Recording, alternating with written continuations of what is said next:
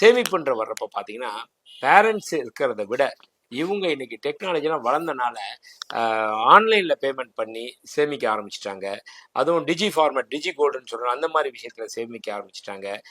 ஒரு கடையில் நகை சிறு சேமிப்பு திட்டம் அது மாதிரி போட்டுட்டு அப்புறமேட்டு எடுப்போம், ஆபரணமாக எடுக்கிறோமா காயினாக எடுக்கிறோமா வேற விஷயம். ஆனால் இன்வெஸ்ட் பண்ணிட்டு அதில் நான் கூகுள் பே பண்ணிட்டு அப்போ என்னைக்கு ரேட் வாட்ச் பண்ணிகிட்டே இருக்காங்க. மீடியாவிலலாம் ரேட் எப்போல்லாம் கம்மியாகுதுன்னு பார்த்துட்டு அதை பார்த்துட்டு இன்னைக்கு பண்ணுறாங்க.